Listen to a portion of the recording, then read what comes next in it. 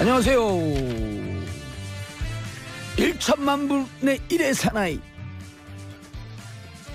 마성의 중독성 대체 가능 정보문제 정치쇼 정보문제입니다. 자, 지금 이 시간 여러분이 가장 많이 찾아본 실시간 검색어 체크해봅니다. 서지현 검사 성추행 당했다 폭로했죠.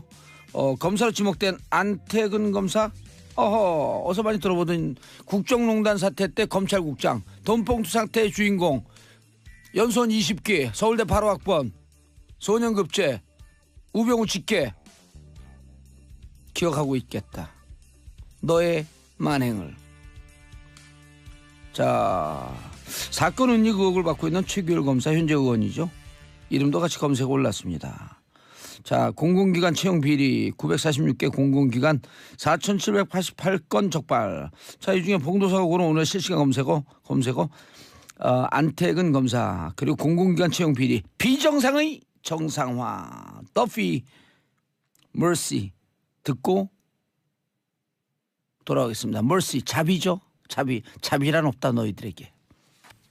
정보문제 정치쇼 1부 순서 들어가겠습니다. 아, 요즘 기분이 좋아요. 오늘 화요일이죠. 네. 얼마나 남았을까? 한겨레 20일 하호영 기자입니다. 죄송합니다. 예. 한겨레 20일 하호영 기자. 소개도 안 했어요. 너. 예. 얼마나 남았을까? 뭐가 남았을까? 라인 오브 포터. 일단 봄바람이 살랑 불면 온다고 하죠. 예. 봄바람과 함께. 봄바람 불면 쥐 하수관도 높고 그때 그렇죠. 되면 예. 경칩 때문은 개구리가 나오잖아요. 그렇죠. 경칩 때 개구리가 나오면 온갖 그 지저분한 짐승들은 다시 어디론가 들어가고. 그렇죠. 이렇게 오랫동안 해도 마이크를 못 찾아요. 그거 참 답답하다. 노력을 많이 하겠습니다. 네. 자, MB 국정원 대북 공작금으로 김대중 노무현 비위 뒷조사했다. 가지가지 했죠. 정말 대북 공작금까지 건드렸다는 겁니다. 어허. 예.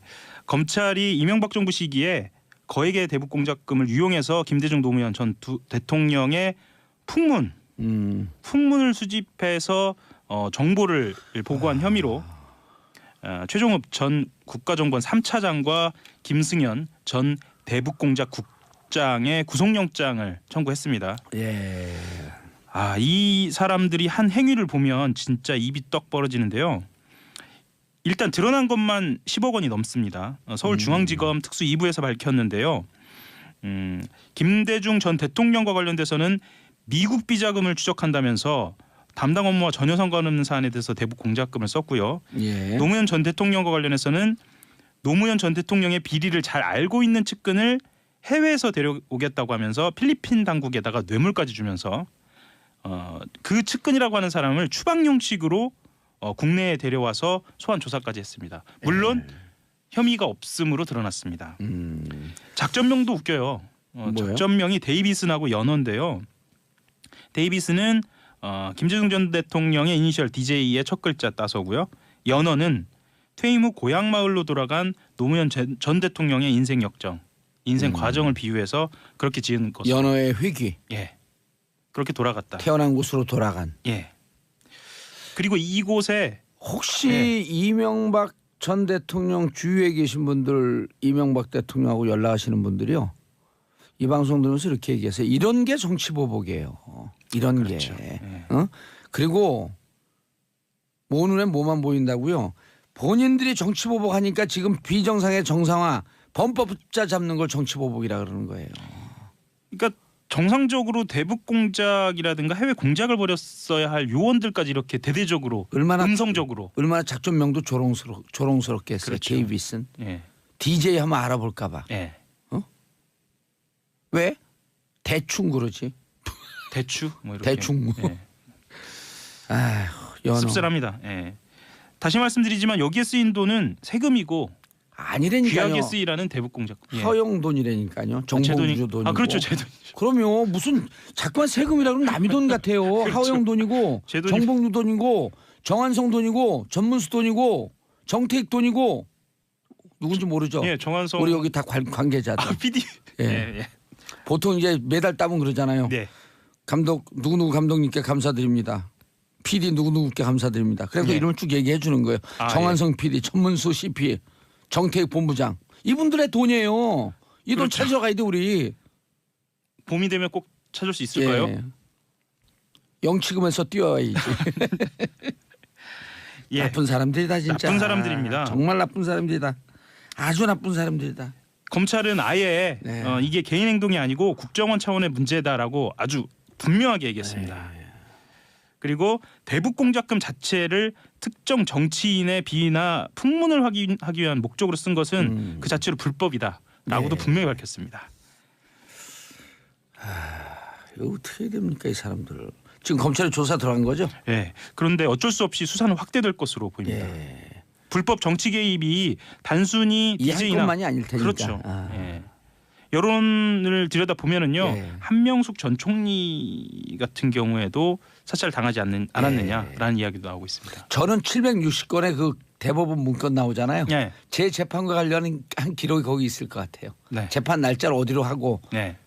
그 배정을 이쪽으로 바꾸고 지금 이 말씀하시는 거는 대법원 블랙리스트를 말씀하시는 대법원 거죠? 블랙리스트에서 재판에 관여돼 있을 기록이 있을 것이다. 그렇죠. 그것도 조사해야죠. 그렇죠. 김명수 대법원장 조사하라고 얘기해야죠. 지금 국정원 말씀하시다가 예. 대법원을 말씀하셨는데 다르지 않아요. 그래서 정말 어이가 없기도 하고 답답하기도 하고. 그러면 예. 그리고 아까 우리가 오늘의 지금 실시간 검색어 서지현 검사 예. 이거 당사자가 안태근 검사 예. 전 장 국장이죠. 출신이죠. 예. 예. 법무국장 출신. 그렇죠. 요분 그뭐 외모 갖고 얘기할 건 아니지만 좀 이상하더라고요. 저 인상이 제가 초기에 있잖아요. 아, 그래요? 근데 안태근 검사가 8년 전에 했어요. 이 서지현 검사가 8년 동안 가슴에 안고 있었어. 얼마나 가슴이 아팠겠어요. 아, 그렇죠. 그러면 안태근 검사 누가 수사합니까? 수사할 사람이 없어요.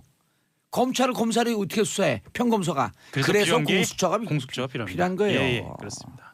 공수처가 이래서 필요한 거예요. 맞습니다. 서지현 검사라고 하는 한 여성 검사의 인권을 살리기 위해서 한 여성 검사의 인권은 곧 우주의 인권이다. 우주의 인권이다. 그러면 예.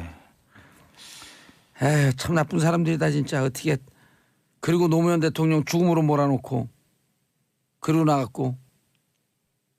연어라는 작전명도 그래서 그러니까요. 뭔가 좀 슬프네, 슬퍼. 예, 씁쓸하죠. 고향 마을로 돌아갔고 농사 짓겠다고. 예. 다음 소식 전하겠습니다. 세월호 얘기입니다. 세월호 또 특조위 방해. 예. 아, 참.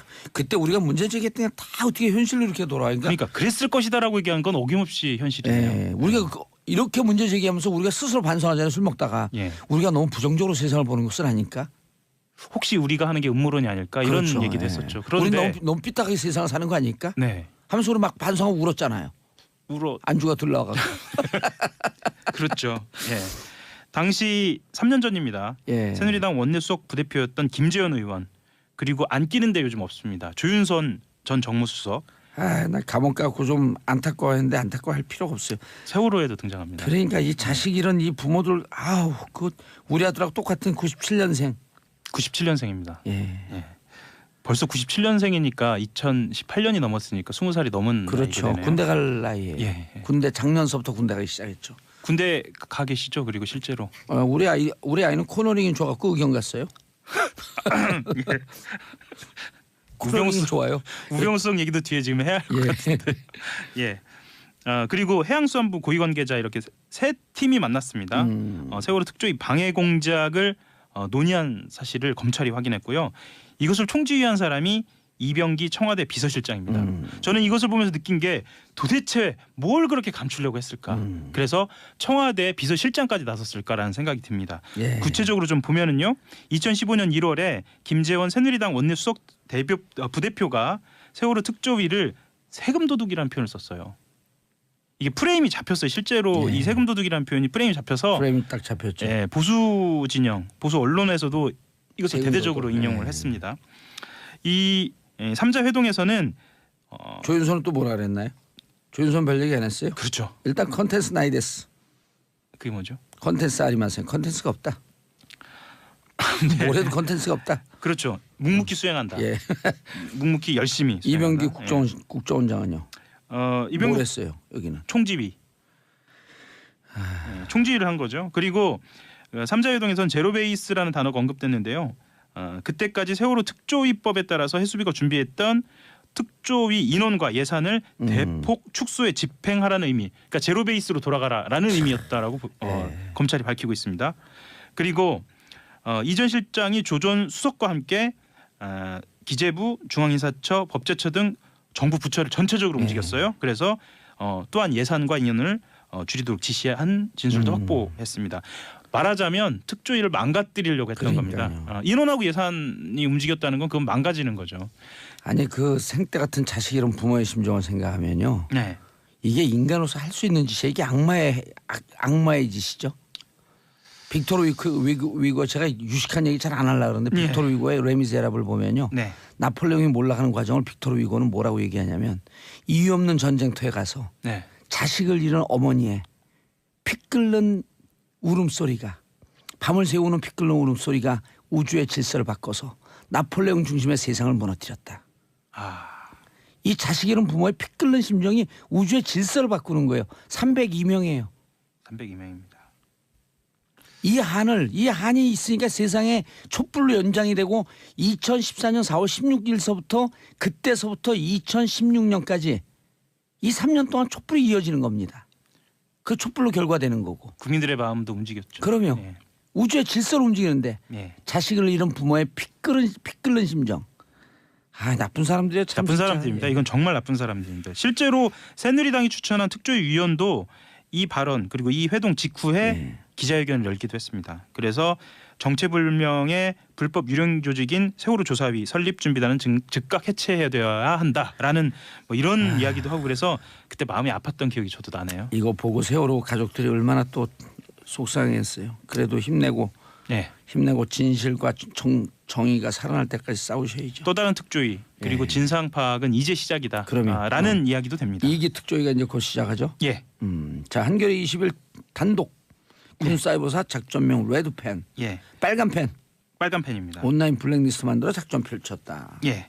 지금까지 등장한 그 사이버사령부와 관련된 보도는요. 말하자면 여론 동향 조성과 관련된 겁니다. 그러니까 정치 개입을 하는 과정에서 어떤 의견들, 진보적인 의견들을 댓글을 달아서 보수적인 의견으로 보이게 하거나 아니면 진보적인 의견들에 대한 공격, 의견에 대한 반대를 펼친 건데 이것은 블랙리스트처럼 실제로 리스트를 만들어서 직접적으로 공격하는 겁니다. 그러니까 민간인을 사이버상에서 직접 공격한 겁니다. 이게 또 다른 국면이네요. 또 다른 국면입니다. 사이버사의 댓글 작전. 온라인 블랙리스트를 만들었다. 작전명은 레드펜. 명단은 나오나요? 일부가 나왔습니다. 일부가요? 일부가 나왔는데 그 일부가 뭐냐면 지난해에 기억하실지 모르겠는데 33명의 유명인들 이 사람들이 레드펜 작전에 해당됐다는 겁니다. 전 들어갔어요, 안 들어갔어요? 그때 들어갔죠. 그때 들어갔나요? 예. 기쁘다. 레드펜 되셨네. 그런데 안 들어가면 창피해요. 그런가요? 당시에 기억나실지 모르겠는데 이효리 가수도 있었고요. 이승엽 야구 선수요? 예, 있었고 박원순 시장도 있었고 지금 문재인 대통령도 있었습니다. 지금 민주당 서울시장 저를 빼놓고 저는 그 입장 표명 안 했으니까 서울시장 후보들 중에서 들어간 사람 누가 있어요? 그것까지는 확인이 안 됐습니다. 박원순밖에 없어요? 그럼 나머지 탈락. 그래도 지금 아니 레드펜 블랙리스트에도 못 들어가면서 무슨 시장 선거를 나가냐고요. 이 레드펜 같은 경우에는 레드빵? 예, 레드펜 같은 경우에는 사이버사 창설 당시부터 시작됐어요. 2010년서부터요. 예. 그리고 2008년 쇠고기 촛불 집회 이후에 이 작업을 준비하기 시작했고 본격적으로 시작한 것도 2008년 이후부터 준비를 착수를 한 걸로 보입니다. 본격적으로 준비를 착수한 겁니다. 이거 좋은 생각이다. 민주당 서울시장 후보들 모아놓고 저거 하면 좋겠네. 국정농단 골든벨 퀴즈를 내갖고 그거 못 맞추는 사람 아웃이다. 예를 들었고 이재용과 박근혜 대통령이 몇 차 면담을 했냐. 3차 요즘 영차도 나왔잖아. 날짜 1차는 2014년 9월 15일 2차 2015년 7월 25일 3차 2016년 2월 15일 이런 거 못 외우는 사람들 다 아웃. 그걸 다 외우셨나요 지금? 그럼요. 그걸 어떻게 못 외워요. 그다음에 영차는 2014년 9월 9일서부터 12일 사이. 그다음에 그 국고 손실죄 네. 형량 5년 이하일 경우 5억 이상일 경우에 5년에서 무기징역까지 그런 거 다 물어보는 거야. 그래서 국정농단 골든벨 유익할 것 같습니다. 유익할 것 같죠. 예. 왜냐하면 네. 그 국정농단 있을 때 당신들의 시대적 정신은 어디에 꽂혀 있었냐 이걸 묻는 거거든. 그냥 장난치는 게 아니고. 그리고 실제로 하나의 역사이기도 하고요. 예. 역사에 대한 분명한 기억이기도 하니까 이건 기억하고 있어야 할 필요도 있네요. 그러면 예. 레드펜 작전 같은 경우에는 온라인 블랙리스트 규모 자체는 정확하게 알려져 있지 않은데 목표는 정해져 있습니다. 어떻게 정해져 있냐면 내부적으로는 종북 핵심 세력 3만 명이라고 했어요. 예. 그중에 1차 33명. 좋네요. 네. 그리고 근데 끝났어요. 끝났나요? 다음에 조금 더 내용 키워갖고 다시 오세요. 그러겠습니다. 자, 하영 기자 인사하시고요. 예, 한겨레 21 하호영이었습니다. 감사합니다. 예, 저는 2부 언니 뉴스로 돌아옵니다. 채널 고정하소서. 정봉재 정치쇼 2부 언니 뉴스. 자, 여성의 시각 엄마 언니의 시선으로 뉴스를 고르고 분석해 드립니다. 최민희 의원님. 안녕하세요. 예, long time no see you. long time no see. 예, 시간이 길다 할 얘기가 많고. 자, 양지열 양언니 양 변호사님. 이거 소개 멘트 좀 바꿔주시면 안 돼요? 엄마 언니 시선으로 하는데 그다음에 제가 나오는 게 이상하잖아요, 자꾸. 그래요? 근데 양지열 변호사님 2주 만에 보니까 예. 훤해지셨어요. 갑자기 잘생기셨죠. 빛이 막 나요. 왜 그래요, 갑자기 아니, 왜 그러세요? 그냥- 예. 그죠? 오늘 메이크업도 안 했는데. 근데 남자처럼 생겼죠. 목소리도 남자 같고. 맞아요. 근데 훤해지셨어요. 예, 훤해지셨어요. 조용히 있겠습니다. 너 샵 어디 다니니? 예.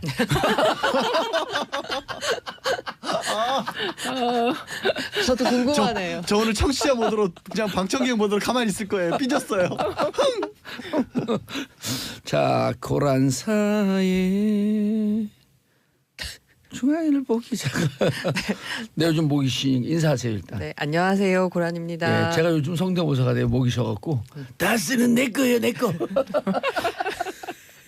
예, 다스는 내 거예요, 내 거. 다스 내 거라도 안 주대요. 자, MB 정부의 공작 도대체 어디까지 왔냐? 공장명 연어, 공장명 데이비슨. 우리 일부에서 잠깐 소개했거든요. 예, 데이비드슨. 데이비드슨이야? 아니 네. 영어로 데이비슨. 오, 네. 데이비드슨이 어디 있어요? 한국말로 풀어서. 예. 예, 근데 이게 들어가시기 전에 예. 일부 뉴스 브리핑 때 온 문자예요. 김석희님, 와 오늘 봉도사님 말씀 한마디 한마디가 가슴에 시원하게 와닿아요. 김용옥님, 도울 선생님 아니시죠? 그래서 도울 선생 아니시죠? 광고 길어도 꾹 참고 언니 뉴스 기다렸어요. 네. 예. 봉도사님 네. 이렇게 여러와 같은 애청자들의 사랑을 받고 계시군요. 예. 이게 공장명 연어. 예, 그리고 공장명 저는 데이비드슨. 네, 한국말로 작전명이죠, 풀어서 그러니까. 이게 공장명. 작전명인데요. 공장명 연어는 노무현 대통령님에 대한 공작입니다. 예. 근데 왜 연어냐? 봉화로 돌아가셔서 연어가 원래 이제 산란기에 이렇게 알을 낳으러 자기 예, 있던 태어났던. 곳으로 태어난 곳으로 돌아오는 것처럼 그 봉화로 돌아가셨잖아요. 그래서 연어로 공장명을 붙였고요. 아 그래요? 저는 해외에 있는 그 증언들 관계자들 다 소집해서 그런 돌아오라. 네, 근데 그게 아니고 노무현 대통령님이 아. 그런 조롱 섞인 작전명이에요. 아. 네 그렇게도 볼 수 있죠. 그래서 연어 그다음에 공장명 데이비드스는 DJ 예. 그 DJ를 따서 D. 이렇게 한 겁니다. 그런데 이게 이제 문제가 되는 건요. 그동안의 국정원 특수활동비가 문제가 됐잖아요. 예. 이들이 연어와 데이비드슨 공작에 쓴 돈은 일반 특활비가 아닙니다. 대북 특수공작금. 예, 대북 공작금 10억여 원을 말하자면 DJ와 노무현 전 대통령의 비위를 캐기 위해서 부당 사용한 것입니다. 근데 이게 이제 더 웃긴 거는요. 필리핀에 이제 노무현 전 대통령 대북 비리 금액을 가지고 도망간 사람이 있다는 첩보를 입수했는데 국정원이 참 가짜 뉴스도 잘 뉴스에. 예, 그 당시에도 있었던 거죠. 예. 가짜 뉴스가. 근데 그 가짜 뉴스에 속아서 진짜 필리핀으로 요원을 급파했대요. 그래서 필리핀 당국에 그 혐의자를 어허. 인도받아야 되잖아요. 어허. 근데 인도가 쉽질 않잖아요. 예. 국제관계에서. 그러니까 그 누군가에게 뇌물까지 받죠. 범죄인 인도가 원래 오래 걸리잖아요. 아니 그럼 범죄인인지 특정할 수도 없잖아요. 네, 맞아요. 그렇죠. 그런데 예. 지명해서 그 비리를 가지고 떠난 그 사람을 지명해서 그 사람을 데려오기 위해서 필리핀 누군가에게 뇌물을 바쳤다고 합니다. 그래갖고 데려왔어요. 어허. 조사를 했는데 노무현 대통령과는 아무 관련이 없는 사람이었다고 합니다. 그러니까 실패한 공작. 얼마 썼대요 거기다가? 10억 여원이니까 10억. 우리가 지금 저는 10억 그래서 어머 별 얼마 아니네 이렇게 된 거예요. 너무 조 단위로 막 왔다 갔다 하니까. 10억이면요. 10억이면 연봉 5천만 원짜리 그 직장인이요. 10억 만들려면 한 20몇 년 걸려고 쓸 거 다 만들지도 못해요 결국 살면서. 네 그리고 그 수치상으로만 가능한 돈이에요. 그렇죠.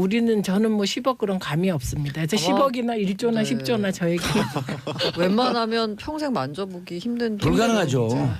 그런데 DJ에 대해서는 혹시 기억하세요? 한상률 전 국세청장이 예, 네. 기억하죠. 예, 2008년에 독일까지 가서 예. 독일 국세청장에게 조세 피난처인 리텐슈타인 공국에 한국 기업 관련 계좌 정보를 내놔라.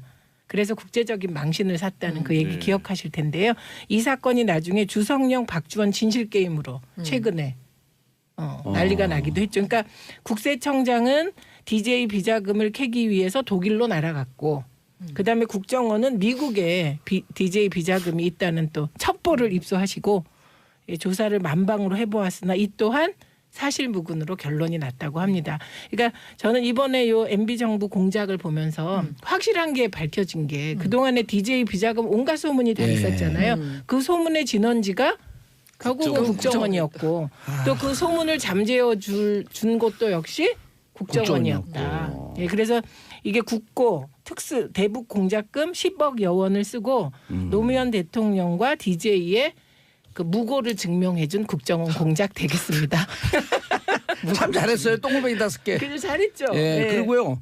그 한겨레 20일 특종인데 군사이버사령부가 네. 온라인 네. 블랙리스트를 만들잖아요. 33명이 저 들어왔어요. 또 예. 아니 근데 그게 작전 실행만 나왔는데 그 블랙리스트를 만들었다라고 하는 걸 이제 막 나왔어.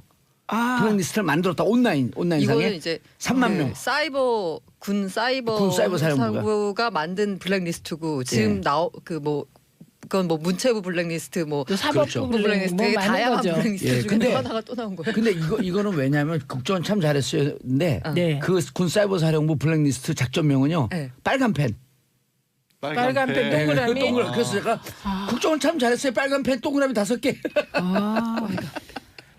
근데 이게 아, 지금 죽겠다, 진짜. 우리 애청자들께서도 블랙리스트가 너무 여러 개 나오다 보니까 너무 헷갈리실 정도가 된 것 같고 국정원의 특활비 건도 이게 너무 많이 나오잖아요. 여기저기서 문제되는 게. 그리고 주진우 기자는 고발 당했나요?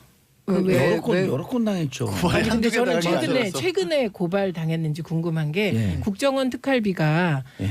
MB 정부 때 예. MB와 영부인에게 매달 1억씩 갔다 이런 주장을 공개적으로 했어요.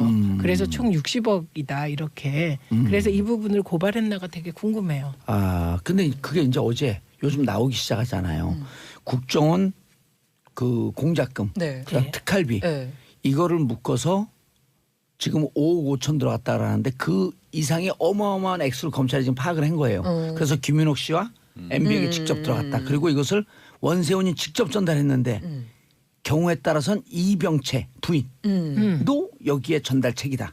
아 그 펜트하우스 주인. 그렇죠. 펜타스 주인. 이게 우리가 지금 그 몇 주 전서부터 얘기했잖아요. 네. 근데 여기로 끝나지 않고 지금 의혹은 우리한테 들어온 제보는 네. 이 돈이 해외로 나갔다. 그래서 스탠포드에 간 200만 불은 네. 빙산의 일각에 불과하다. 아. 그걸 제가 오늘 페이스북에 썼어요. 아 그래서 공개하셨어요? 공개했죠. 빨간 펜 받았어요? 이미 받으셨어요? 빨간 펜이잖아요. 아니 근데 여기서 대목이 중요한 게 10억을 계산해 봤어요. 제가. 한 달에 얼마씩 저금해요? 고란 기자님? 저 사실 대출 많이 받아서 예. 빚갚느라. 아니 예를 들어 우리 직장인들이 부부가 같이 직장 생활에도 200만 원 적금하는 사람 없잖아요. 없어요. 아이고, 힘들어요. 어렵죠. 특히 애가 생기면 200만 원씩 적금을 한 걸 10억을 만들기 위해서 200만 원씩 적금을 했어요. 그랬더니 네. 44년이 걸려요. 그것도 44년 동안 실업 상태가 한 번도 없어야 되잖아요. 그렇죠. 그리고 그래서 너무 많았고 150만 원 줄였어요. 적금을. 그랬더니 55년 걸려. 우리 축구 난 다음에도 계속 보여야 돼. 근데 저는 그 영화 1987 보셨잖아요. 네. 영화 1987 보면 거기 이제 사건 주요 사건이 그 당시 대공처장이 물론 경찰 소속입니다만 김대중 전 대통령을 종북으로 몰기 위해서 정부가 간첩단을 그때는 간첩이에요.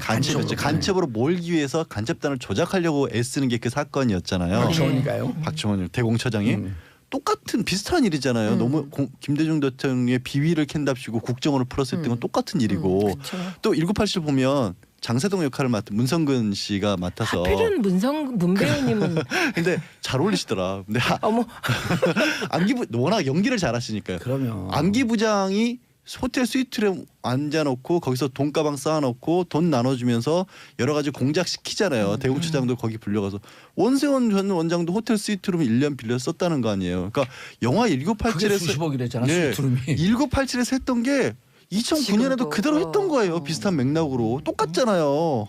이게 뭐예요 이게? 근데요 스위트룸은 어떻게 생겼나? 뭐 설탕 뿌려놓은 거 아닐까? 룸에다 설탕 아니 영화 안 보셨구나. 영화 보면 아니 근데 보통 그거는 일부분인데 영화에서만 봤지 실제로 못 봐서 뭐 호텔방인데 호텔방은 봉전- 보통 큰 침대만 호텔방 있는데 봉전하니 영화에 보면 거기- 로비가 있잖아요. 로비가. 스위트룸이요? 네. 설탕 뿌려져 있지 않을까? 아, 아니 근데 아침에 얘 스위트룸 얘기 나왔으니까 네. 옆으로 살짝 잠깐 세면 스위트룸이 S잖아요. 네. 최순실도 S니까 최순실이 스위트룸에 자주 갔을 것 같잖아요. 아니 그럴 그건 것 무슨 같아요. 예? 저는 그럴 것 같아요. 그럴 것 같죠. 그리고 네. 또 말씀을 하고 S로 시작하는 호텔이 있을 거 아니에요. 그렇죠? 네. 네. 여기에서 네. 방산 비리가 이루어졌어요. 에? 뭐, 이것도 그거 갑자기 지금 제가 추적하고 있는 건데 여기서 그 네. 무기 회사 있잖아요. 네. 미국에 네. 그 알 사람을 하나밖에 만났어요. 없잖아요. 아 그런 소문은 많이 있었고. 아니 그 사람을 만났어요. 그러니까 그 만난 거 사진으로 봤어요. 그 어? 누군가가. 지금요. S가? 네. 마치 S가 암호 직접이요? 암호가 막 나오는 것 같아요. 우리도 이제 작전 연어 그런 거 청취자분들 헷갈려요. 왜요? 아니 제가 그 간단해요. 방산 비리를 지금 이 검찰에서 하나도 못 건드리고 있거든요. 예. 근데 우리가 방산 비리를 또 추적하고 있다. 근데 사진을 보셨다고요? S가 거기 있는? 그럼요. 그런 거 S가 S에서 R을 만나는? R을 만나는 예. 그런 근거 없이는 우리가 안 그거 움직이죠. 어마어마한 사건인데 그래서 그러면. 그때 최순실 사태 나왔을 때도 진짜 큰 줄기는 방산에 있는데 이 부분을 어떻게 밝히느냐가 문제다 뭐 이런 얘기가 제가 그 얘기해 나왔었는데. 줬잖아요. 노승일 씨가 정윤아를 만났더니 야 누구 친해? 그다음에 그 법무장관 누구죠? 황교안 친해? 그랬더니 웃기는 소리 하고 있네. 정유라 표현이 웃기는 소리 하고 있네. 독일에 있을 때 네. 우리 아빠가 형님이라고 부르는 건 김관진 아저씨밖에 없어요. 김관진 국방부 장관, 어우, 안보실장, 정윤회. 그건 어마어마한 얘기를 하시는데. 아니 진짜. 지금 이 얘기를 갑자기 정권 교체가 됐다는 게 너무 실감이 되는 거 있죠. 그러면 이 얘기를 공중파 라디오에서 하고 계시니까 그 실제로 실감. 아니 여기까지만 하고 우리가 추적 중이다. 그쵸. 네. 아니 제가 그 제2모 방송국에 가서도 한 얘기예요. 그러면 그 소문도 일정 부분 뭔가 있는 건가요? 단서가 그 최자매 일가 중에 아들이 예. 그 알사와 관계된 로비스트다라는 소문이 있었잖아요.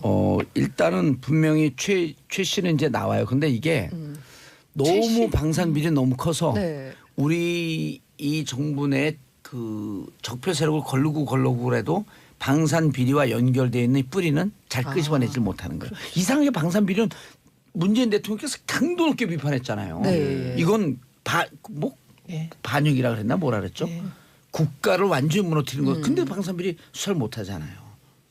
그만큼 뿌리가 깊은 거예요. 제가 1월 4일 날 제2모 방송국에 가고 MB는 특활비로 무너집니다. 그렇게 예견을 했어요. 예언. 왜냐하면 그때도 우리는 알고 있었으니까.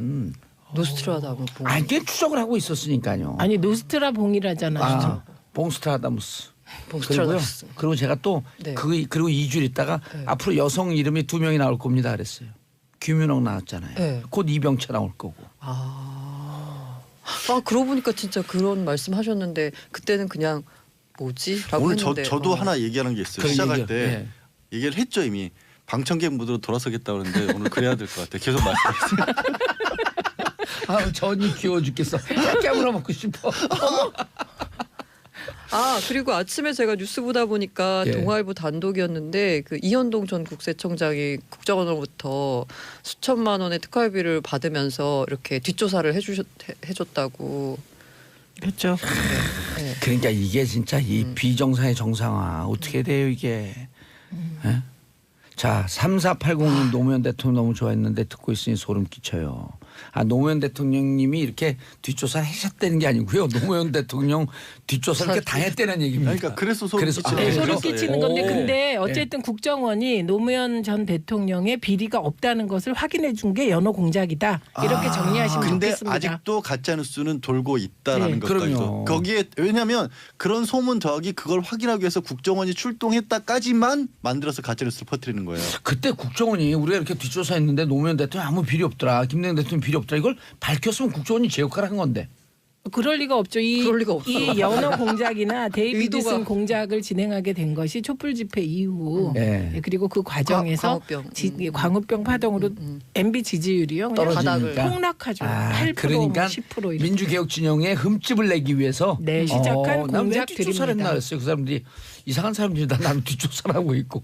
그러니까 진보 개혁 진영, 민주개혁 진영이 이렇게 부정한 사람들이다라고 그렇죠. 하는 걸 만천을 밝히려고 그러다 보니까 했는데 어머 이렇게 깨끗한 사람들이었어. 그러니까 결백을 증명한 사건입니다. 아니 지금도요. 그 가짜 뉴스에 뭐 문재인 대통령이 금괴를 뭐 갖고 이런 문수르. 가짜 예? 문수르. 문수르 문수르 진짜 그 우를 옆으로 하면 만수르가 되는 건데. 네, 그래서 그 우리가요 그 문수르 씨라고 막 돌아서 저희 금괴 하나씩만 나눠주세요. 예. 뭐라고 하시던가요? 금수저 하나만이라도 나눠주고 금수저 물구라도 좀 다녀보게. 그 있잖아요. 허허허 이렇게 웃으시는 거. 자 다음 뉴 아. 고랑 기자님 정말. 현직 검사 아유, 성추행 피해 아니 사실 이게 안태근 이런 검찰국장. 예. 사실 이 검사 서지현 검사 이제 어제 아침에 보도가 나올 땐 서아무개 검사 그다음에 안모 검사 이런 식으로 나왔는데 지금 이름이 다 그냥 나왔죠. 예. 서지현 검사 이분께서 어제 아침에 그 검찰 내부통신망 이프로스라는 데 글을 올리셨어요.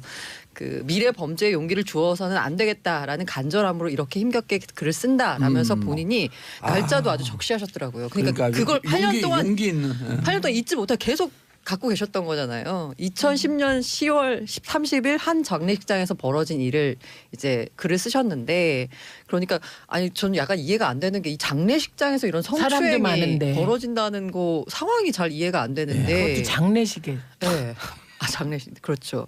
그래서 이제 그 안모 검사 이름이 아예 다 나왔으니까 말할게요. 안태근 검사라는 분이 와서 강제 추행을 한 거죠. 뭐 허리를 감싸 안고 계속 엉덩이를 만지고 장례식장에 사람들이 이렇게 많은 데서 아유, 정말. 라는 글을 올렸고 그 글을 굉장히 많이 파장이 됐고 어제는 저는 정말 그 용기가 대단하신 게 어제 JTBC 방송에 직접 나오셨어요. 본인이. 아하. 나와서 본인이 직접 그 상황을 상황과 증언하고. 그다음에 본인이 받았던 피해와 본인이 왜 이렇게 8년이 지난 시점에서 왜 이런 말을 하게 됐는지에 대해서 다 직접 얘기를 했어요. 그래서 오늘 아침에 보니까 안태근 실검 1위에 오르셨더라고요. 뭐 서지현 2위쯤 되시고 그다음에 같이 있었던 이거 사건을 덮고 이 서지현 검사에 대해서 인사상 불이익을 줬던 당시 법무부 검찰국장 이 최교일 이분의 이름까지 이제 다 오르내리면서 사건이 이제 수면 위로 올라왔고 이에 대해서 문무일 총장이 아침에 보니까 사안이 굉장히 엄중함을 알고 있다. 관련자를 확실히 처벌하겠다라고 아하. 이렇게 말씀을 하셨습니다. 지금 안태근 누가 좀 검색 좀 해주셨으면 좋겠는데 안태근 검찰국장 네. 그때 이제 그 돈봉투 사건 때문에 만찬으로. 돈봉투 만찬 때문에 지금 그 그만뒀어요? 네. 옷을 벗었어요? 검사 옷은 벗었습니다. 예, 본인이 오. 그 이렇게 성령으로 이렇게 안수한다 네, 그러면 네. 뭐 그런 거를 받으면서 검사 옷도 벗고 네. 그거를 이제 하나님으로부터 용서도 받으셨어요. 그래서 그게 그 미량을 생각나게 하는. 서지현 검사가 되게 화났던 부분 중에 하나가 마지막에서 이런 그 이제 인터뷰에서 이런 말씀하셨어요. 가해자가 종교를 통해 회개하고 종교로 구원받았다 간증하고 다닌다라는 소리를 들었다. 아하. 아니 피해자에게 직접 사과해야지. 도대체 누가 용서를 해주고 누가 구원을 받는 건지 모르겠다. 그건 이제 술 드셔서 기억이 안 나서 피해자를 기억을 못 하시는 거죠. 그러니까 요 대목이 미량이라는 영화 보면 그러면 예, 거기서 목사님이 그 감옥에 들어가서 아들을 죽인 그 범인이 하느님으로부터 내가 용서받았다. 그 얘기를 듣는 순간 전도연이 나오다 기절하잖아요. 그 장면이 떠오르더라고요. 잘못된 회계론이죠. 예. 예. 그런데 정말 이게 우리 그 서지현 검사. 서지현 검사 용기에 박수를 보내는 게 그런 말이 있잖아요. 과거의 범죄를 어설프게 네. 처벌하면 미래에 더 큰 범죄에 용기를 주는 그렇죠. 것이다. 그 얘기를 딱 했네요. 거기서. 네. 처음 시작을 그렇게 하셨고요. 네. 이제 이분이 얼마나 이제 고민을 많이 했겠어요. 8년 동안. 8년 동안 고민해서 내부 통신망에 올렸고 이 내부 통신망에 올린 것만으로는 그 주변에서 그렇게 얘기했었대요. 주위에서 피해자가 직접 나가서 얘기를 해야지만 진실성에 무게를 줄 수 있다라고 해서 자기가 본인이 직접 나왔다라고 했는데 글을 쓴다는 것도 물론 엄청난 용기지만 직접 나온다는 건 정말 그러면 정말 그렇죠. 어마어마한 용기거든요. 근데 너무 가혹한 용기를 우린 그 요구한 거고 어찌 보면 내부 통신망에 쓰면 네. 저거는 거짓을 얘기할 수 없는 거 아니에요. 네. 그렇죠. 그 정도만 해도 우리는 그 용기에 박수를 고란 기자님 울라 그랬어. 난 너무 나는 우세요. 울고 싶은데 울어야 돼요. 엉엉 우세요. 엉엉. 아, 네네. 예. 아이고, 왜냐하면 맞춰서. 같은 여성 입장에서 얼마나 동병상련의 그 감이 있겠어요. 이 기자들도 여기자들도 이런 성추행을 많이 당해요. 네. 그래서 문제가 되는데 네. 늘 유야무야 돼요. 왔죠. 예. 근데 이게 딸 저는 같아서 그렇대잖아요. 이런 일이 벌어진 박모 것도 캐디. 의장 캐디. 벌어진 웃으면 안 것도 되는데. 벌어진 거지만 죄송한데. 당시 상황에서도요. 정말 몇 가지 황당한 정말 있을 수 없는 일이라는 게 그때 장례식장을 지적을 했지만 옆에 있던 사람들이 법무부 장관을 포함한 검사들이었어요. 다 보고 있었어요. 보고 있었는데 말리지 않았다는 거예요. 양절 언니 예. 말리지 않은 얘기는 우리 3부에서 계속 하시죠. 네. 예. 벌써 끝났네. 자 광고 듣고 3부 돌아오겠습니다. 채널 고정하소서. 정봉재 정치쇼 언니 뉴스 최민희 의원님 양절 변호사님 고란 중앙일보 기자님과 함께하고 계십니다. 자 청취자 여러분들 시청자 여러분들 함께해 주시기 바라겠습니다. 샵 1035 짧은 문자 50원 긴 문자 100원 박상민님 정말 썩어빠진 검찰 권력으로 얼마나 여검사들을 휘둘렀을까요. 정말 개혁이 필요합니다. 자 안택은 그때 당시에 만약 문제가 됐더라도요 검찰한테 조사하라 그러면 조사 못하잖아요. 그래서 공수처가 필요하다. 그러니까 그게 문제라는 거예요. 네. 아까 제가 드리던 말씀이 저는 굉장히 정말 분노했던 것 중에 하나가 그 자리에 법무부 장관을 포함한 다른 검사들이 있었다는 거 아니겠어요? 범죄 행위를 목격하고 누군가는 봤을 거예요. 누군가는. 그리고 그러면 사실상요. 단순 목격자가 아니라 이 사람들은 방조범이라고 봐야 되는 거예요. 강제 추행에 있어서. 물론 서지현 검사님 말씀만 가지고 정확하게 어떤 혐의를 특정지을 수 있을지는 모르겠지만 만약에 있어요. 특정 지을 수. 저 정도 인기면 특정 지을 수 있어요. 강제추행죄로 특정을 짓는다고 치면 이건 10년 이하 징역형이 가능한 중대 범죄거든요.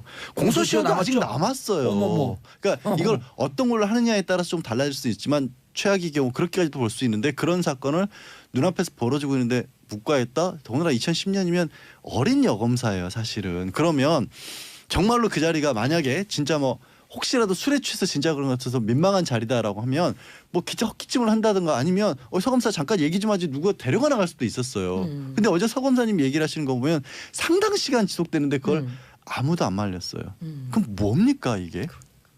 그러고 나서 더 이후에 더 화가 나는 건 뭔가 뭐 이문정 검사님도 그랬었고 문제를 좀 삼았어요. 그랬더니 서 검사님 주장으로는 그 이후에 보복. 인사 불이익이 계속해서 이어졌다는 거예요. 그러니까 이제 그렇게 해서 그 표현에 따르면 전부 환각 상태에 있는 것 같았다. 이렇게 사람이 많은데 이런 일이 벌어지고 있고 아무도 뭐 안 보는 척. 안 보는 척, 그러니까 못 본 척 한 거죠.라고 해서 했는데 나중에서 이걸 어떻게 해야 되지라고 이제 해서 그 이문정 그 검사님께서 이제 연락을 해서 아니 이런 일이 벌어졌다는데 누구냐 누구 하니까 이분은 걱정이 된 거죠.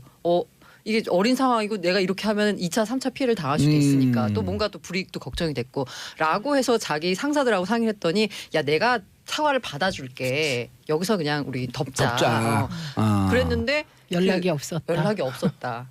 그러니까 소속 상관들 그 같은 지청 안에 있는 상관들은 야 미안하다라고 얘기했지만 정작 당사자는 사과가 없었고요. 예. 그리고 나서 2015년에 그 사무감사라고 있다고 하는데 그러니까 이게 얼마나 일 처리를 잘했냐를 감사를 하는데 이분께서 그 일이 있기 전까지는 법무부 장관상도 받았고 두 그 번 받았답니다. 이후에도 이렇게 두 번이나 받은 전력이 있는 그런 일을 못하는 사람이 아닌데 지적을 받고 그리고 예. 통영지청으로 발령이 난 거죠. 근데 인사 어제 불이익을 당한 거죠. 네, 예. 그렇죠. 안택은 전 검찰국장에 대해서 잠깐 설명을 하면요. 우병우 대학교 1년 후배예요. 연수원 1년 후배. 대학교 3학년 때 사법고 실패한 연수원 20기. 소년급제. 소년급제. 그리고요. 국정농단 사건의 주범이에요. 네. 주범 중에 하나. 우병우 직계 라인. 제일 잘 나가는. 봉도사 정치 AI 같아요. 그리고요. 보세요. 이 성추행할 때 이게 자꾸만 50이 넘으면 뭐 아주 뭐 나이 들고 지긋한 이런 분이 성추행한 것처럼 보이는데 이 성추행할 그때 당시에 나이 44살. 새파란 예. 어린 XX가 예, 그것도 그런데요. 저는 어제 인터뷰에서 좀 끔찍했던 게 그 검찰청 내에서 성폭행도 있었는데 그 성폭행 당한 여검사를 잘 나가는 검사 발목 잡는 꽃뱀이라고 비난했다는 거 듣고 이것도 진짜 너무 깜짝 놀랐어요. 이렇게 성폭행도 있었고요. 그렇죠. 서검사가 쓴 글을 보면 성추행 사실을 문제 삼으면 잘 나가는 검사 발목 잡는 꽃뱀이다. 꽃뱀이라는 비난이 쏟아진다.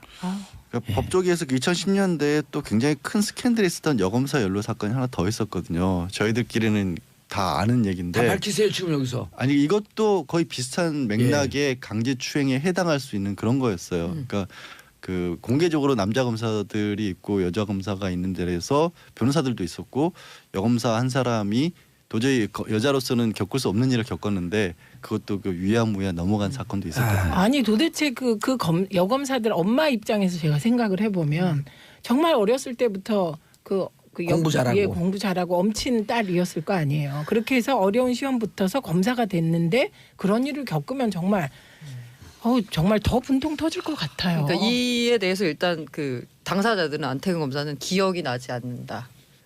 그러니까 네. 검사가 최규일 당시 예. 법무부 검찰국장 지금 의원이시죠. 이건 예. 이게 덮고 말고 할 게 없다. 왜냐하면 여검사 성추행 사건이 있었는지조차도 자기는 몰랐다. 아니 그러니까요. 라고 얘기를 부처님이 그러셨어요. 모르고 지은 범죄는 더 큰 잘못이라고. 아니 법률 용어도 있어요. 무지는 면책 사유가 아니다. 그렇죠. 아니 그리고 여검사가 이렇게 당할 때 보통 작업장에서 공장에서 정말 힘없는 여성 근로자들은 얼마나 당할까. 맞아요. 그리고 이 아까 그 꽃뱀 프레임이요. 이거는 모든 뭐 검찰 조직뿐만이 아니라 모든 조직에서 약간 벌어지는 것 같은데 그 이 미투 캠페인 한국에서 그 촉발됐던 맞아요. 그 한샘 사건 그 사건도 처음에 그걸 문제 제기했을 때 회사에서 회사 이미지도 있으니까 그냥 좀 덮자라고 했던 그리고 또 이 친구가 신입사원이니까 그래 그럼 알았어라고 했는데 휴직을 갔다 와서 보니까 소문이 어떻게 났냐면 꽃뱀이 건드렸다. 라는 식으로 하니까 이 친구가 열이 받아가지고 이렇게 사건이 터진 거라고 하거든요. 그런데 이게 성추행을 당하고 있었잖아요. 네. 성추행을 가했던 안택은 그다음에 여상규 이 사람들이 이 서지현 검사의 명줄을 쥐고 있는 인사권자들이에요. 네, 여기 여상규는 아니고 근데 여상규는 최규일. 최규요. 네. 잠깐만요. 이게 계속 나오니까 뭐 하도 문제들이 많으니 이게 뭐 여상규 자, 의원은 고문. 고문. 다음 얘기해야 되는 뉴스로 1613 예. 님, 이렇게 저는 어제 마무리해요. 저는 서지현 검사 인터뷰 보면서 울었습니다. 오늘 말씀하면서 고란 기자도 울었어요. 서 검사님 절대 그만두시면 안 돼요. 국민들의 따뜻한 시선이 필요합니다. 이제 정상화되니까 많은 국민들이 여기에 따뜻한 시선을 보내주는 거예요. 보도도 안 됐을 거예요. 만약 이게 이명박 박근혜 정권 시절이면 보도도 안 됐어요. 네. 보도되면 그 기자 불이익 당하죠. 한번 보도해 보세요. 불이익 줄 테니까 이랬을 거예요. 조은채님 일반인이면 이렇게 이슈가 안 됐을 텐데 현직 검사는 이슈가 되는 듯 용기 한 표 드립니다. 이 서지현 검사의 용기 있는 이 그 뭐랄까요 공개 이게 이제 많은 여성들에 또 용기를 주는 거죠. 그래서 우리 사회가 좀 정상화될 수 있는. 그 부분을 저는 이걸 그냥 넘겨서 안 되는 게요. 서 검사도 이 전 세계적인 운동이 됐던 미투 운동에서 용기를 얻었다는 얘기를 하셨거든요. 근데 미투 운동과 우리나라의 큰 차이가 있어요. 왜 우리나라는 그럼 그 전에는 이슈화가 안 됐을까? 외국에서는 그것이 들고 나와졌을 때 형사처벌도 됐었고 손해배상도 가능하고 피해 여성들에 대한 사회적 조치가 바로 가해졌었거든요. 제도적인 장치가 있어요. 우리는 과연 저는 그거를 분수점이 되는 게 서검사 사건을 검찰이 어떻게 처리하느냐에 따라서 앞으로 억울한 여성들이 나오느냐 안 나오느냐. 만약에 서검사 사건이 위야무에 덮이잖아요. 앞으로 더 억울한 일을 당해도 이제 여성분들 못 들고 나옵니다. 그리고 이 기회에 이렇게 검찰 처벌할 수 있고 조사할 수 있는 공수처 이것 때문에도 공수처 얘기 더 많이 해야 돼요. 그러니까요. 예. 자 다음 이슈 여성교원 국회의원직 박탈해 주세요. 양 변호사님. 그러니까 지금까지는 이제 검찰이 지금 계속 아니 이슈가 이분 됐잖아요. 민주당 분이에요? 아니요, 검찰이 지금까지. 아니 아, 여상규 아, 의원 여상규 의원. 의원이요. 자유한국당 말씀드릴게요. 그럼 야당이면 야상교회지 또 여상교. 그 말씀을 하고 싶어서. 저 얘기 안 할래요. 하세요. 하세요. 괜찮아요. 토닥토닥. 예. 용기를 줍시다. 토닥토닥. 지금까지 이제 검사 얘기였는데요. 이 검사들 이 게시판 검색어 1위를 하기 전에는 판사인 여상규 판사 출신 여상규 의원이 검색어 왜 1위. 이래요 진짜.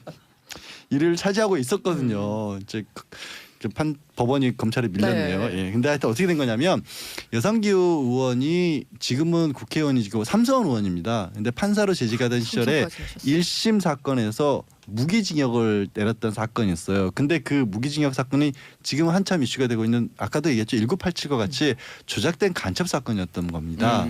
그래서 1심에서 무기징역을 언도를 했는데 나중에 재심으로 무죄로 풀렸어요. 물론 18년을 살았잖아요 감옥을. 18년 이분 23년 살지 않은 그 정도를 사셨어요. 사실 지금은 그때 당시 당했던 고문 때문에 정신적으로도 약간 문제가 있고 기억 상실증도 있을 정도인데 그 아들이 그때 당시 끔찍했던 일 같은 것들을 다 뭐에 증언을 했냐면 이 SBS 그것이 알고 싶다 프로그램에 나와서 우리 아버님이 이런 고초를 겪었습니다. 어떻게 당했는지는 제가 말로 옮길 수가 없어요. 너무 뭐 끔찍한 일이라서. 근데 그거를 이제 취재진이 여상규 의원에게 전화를 겁니다. 1심에서 무기징역 했는데 이분이 재심으로까지 나왔다. 이것에 대해서 어떻게 생각하십니까? 마음이 아프지 않으십니까? 그랬더니 뭐라고 하냐. 웃기고 있네 이 양반이. 내가 전화 그때 끊어버렸죠. 재판이 일주일에 10몇 개씩 처리를 했는데 그걸 어떻게 기억을 하냐는 투로 받아들인 겁니다. 근데요. 일본에 갑자기 소개시켜 준 일화가 생각나는데 일본 사법부에 굉장히 그 어떤 신화라기보다 그 사법부의 전통을 지켜주는 유명한 얘기가 있는데 일본의 법조 초기에 판사 한 분이 자기가 1심 재판 때 재판을 잘못해서 한 사람을 억울한 사람을 처벌한 걸 알고 거기서 법복을 벗고 머리를 깎고 절로 들어가요. 그러면서 평생을 참여하면서 법관들의 문제점에 관한 글을 계속 일본 사법부에 써서 보내셨던 일화가 있거든요. 자기 그렇게까지 바라지도 않아요. 재심인에서 무죄가 나왔다는 얘기는 그때 1심 법원이 잘못됐다는 거잖아요. 네. 근데 이분은 뭐라고 얘기를 하냐면 아니 재판이 너무 많은데 이게 고문 때문에 한 건지 내가 어떻게 하냐 이렇게 나오는 겁니다. 한 집안은 풍지박산을 내놓고. 멀쩡한 사람이 20년 가까이를 근데 안태근 국장이나 이 그 여상규 의원 같은 사람들은요 머리 깎고 절에 들어가면 안 돼요. 불교 적폐 원인이 돼요. 근데 저는 이 여상규 의원의 그 반응을 보고 진짜 서글펐어요. 왜냐하면 정봉주 의원님도 당해보셨겠지만 이 고문이나 구타당하는 거 있잖아요. 그 경찰서나 네. 뭐 어디 끌려가서 그게 평생을 가는 고통이에요. 예, 그리고 그때 깜짝 놀라잖아요 자다가. 예, 그리고 저는 이렇게 처음에 시위 주동하고 들어갔을 때 경찰서에 끌려가서 하얀 방에 방치됐어요. 그게 얼마인지 저는 모르죠. 그때 공포가 제일 컸어요. 차라리 들어가서 때리면 좋아. 그런데 하얀 방에 방치된 고통이 지금도 있거든요. 그런데 이렇게 당한 사람들은 평생을 지고 가는 상처인데 야 당시에 검사는 뭐 반응이 여러 개 나왔고 네. 이근한의 경우는 예. 뭐 지금 저기 전도하고 다니시잖아요. 회개하고. 예. 그리고 회개한 척하고. 예, 판사가 이랬다는 게 그래도 그때 어쨌든 판사는 좀 피고의 입장을 들어주지 않을까. 그래서 많은 공안 사건의 관계자들 특히 납부거부들 같은 경우 예. 엄청나게 고문당하거든요.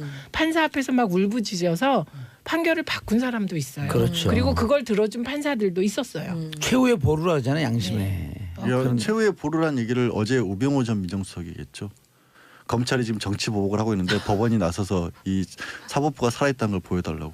그 우병우가 그건 맞지. 적폐 표적 수사의 아주 대명사 아닌가요? 그런 거 잘하시는 걸로. 그걸 자기가 그렇게 한 것 때문에 이제 보복을 당하고 있으니 이제 법원이 나서서 나를 구제해 달라고 어제 최후 변론에서 그건 얘기했죠. 마치 최순실 씨가 이 땅의 민주주의가 어디 갔냐라고 외치던 모습과 비슷하네요.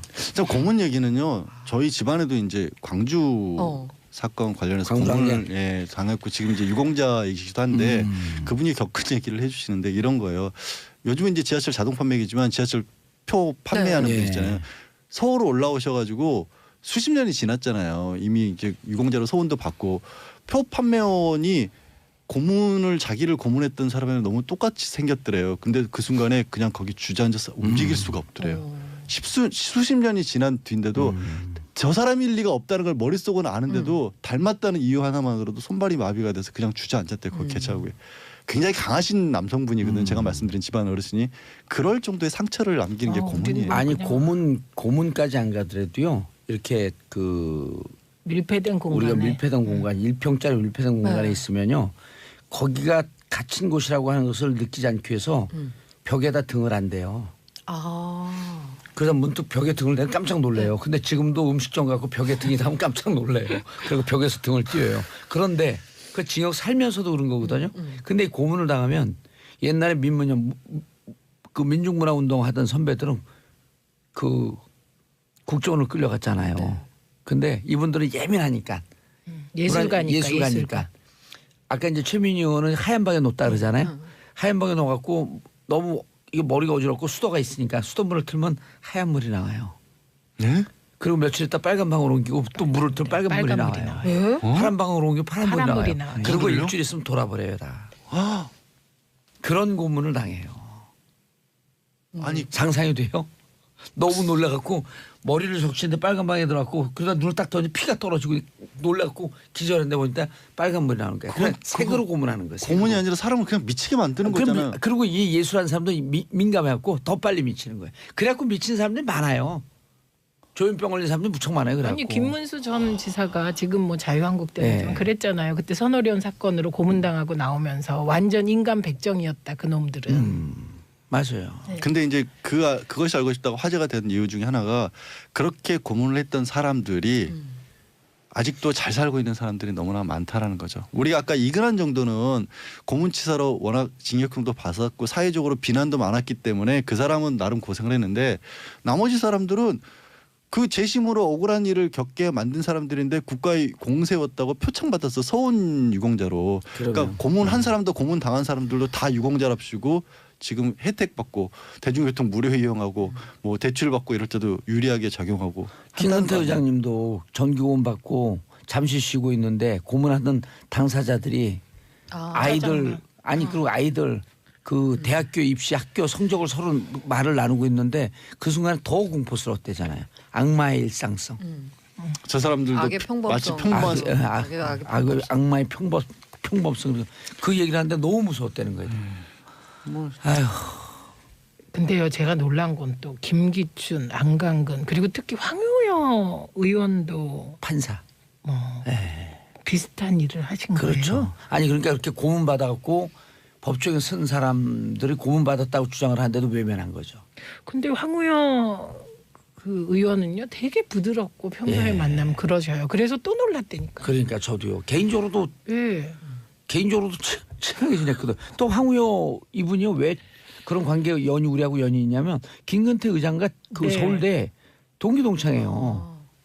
그 친구예요 또 둘이. 그러니까 법원에서 판사들이 판단할 때 그때 당시 시대상에 비춰봤을 때 용기를 내서 이건 정말로 아니었다라고 말할 수 없는 경우들도 좀 있었으라고 저는 봐요. 누구나 그런 상황이 처해지니까.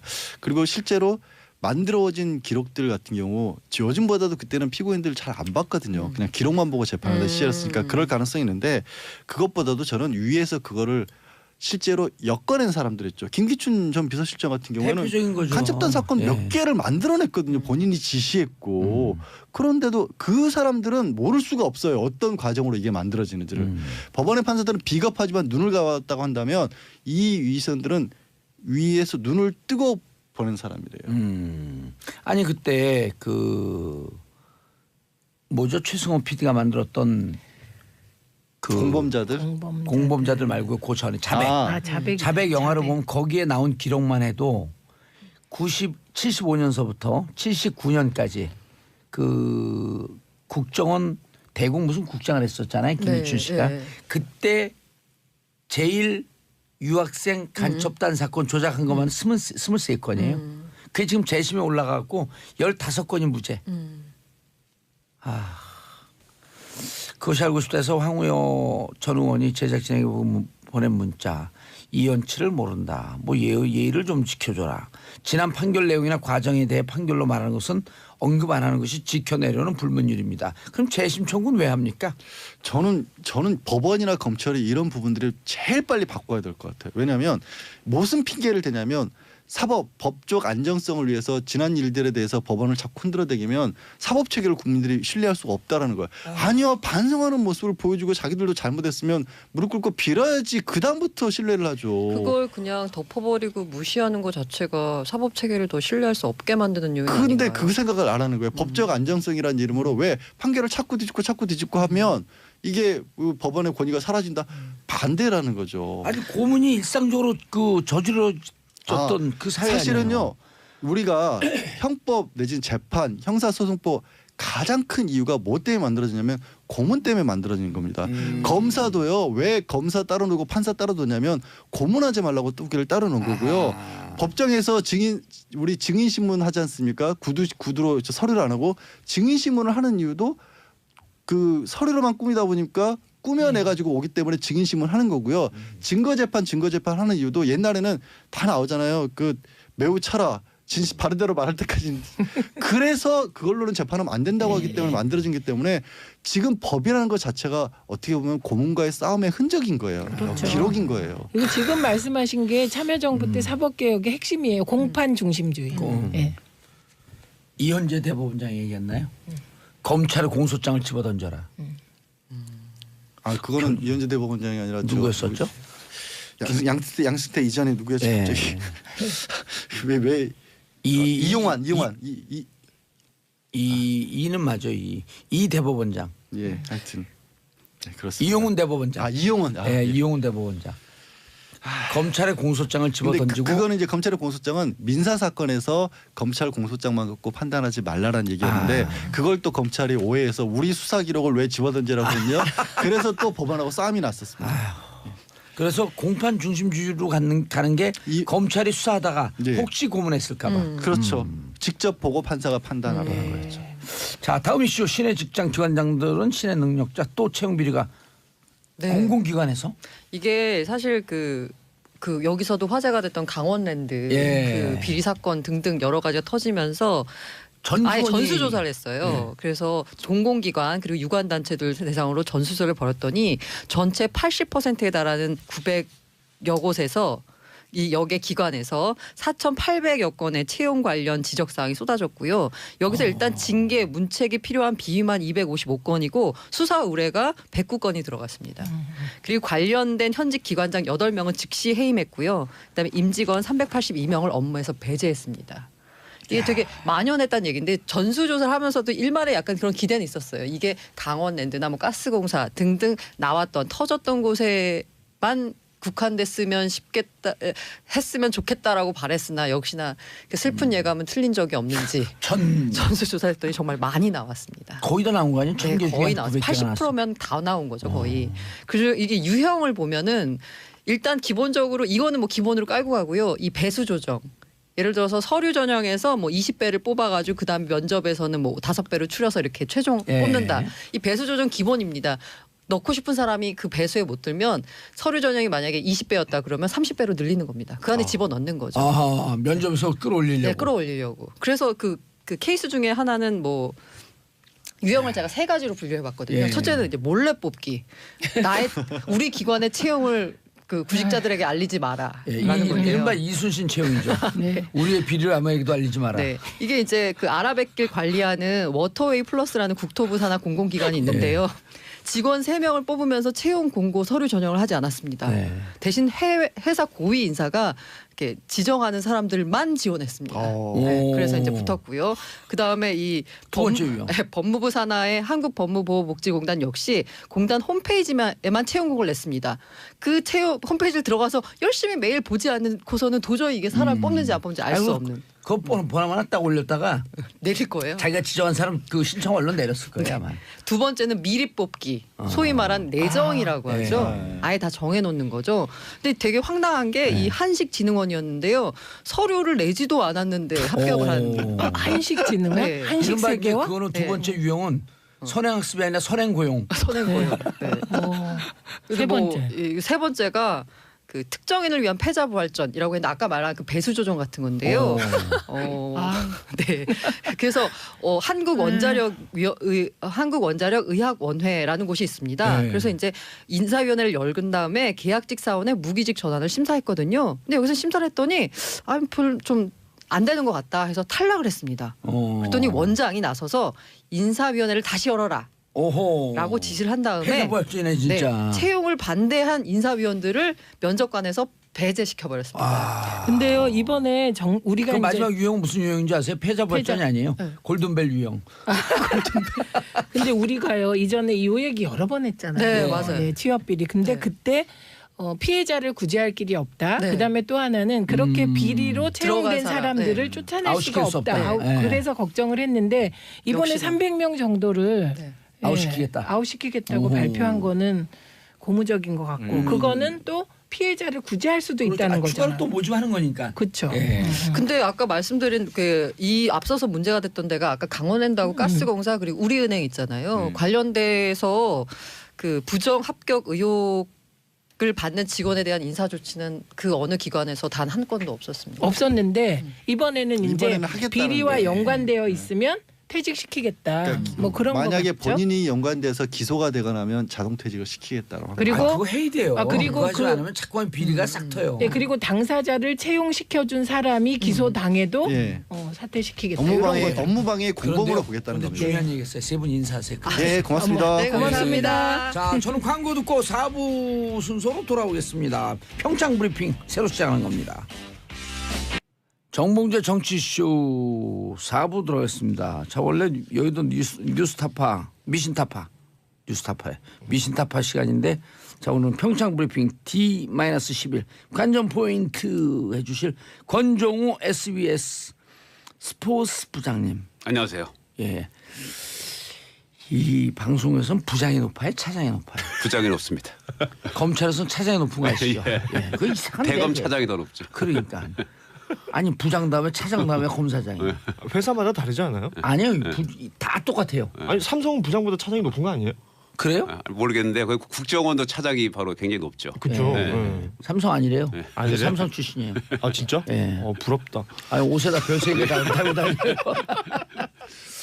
자, 고현준 만평 작가님. 네 반갑습니다 고현준입니다. 시사 만평이죠? 네 스포츠 시사 만평? 스포츠도 종종 그리죠. 스포츠 뭐 일이 있을 땐. 네. 안 팔려요? 근데 그림이? 근데 확실히 그 이슈가 따끈따끈할 때 네. 그 반응들이 많아요. 어제는 예를 들어 최순실 이럴 때. 뭐 그럴 때는 뭐 이게 저희 만평 그리시는 분들 대부분 그런 얘기 하시는데 태평성대일 때는 사실 그 소재가 많이 없는데 또 그 국정농단 때는 뭐 많아서 태평망대.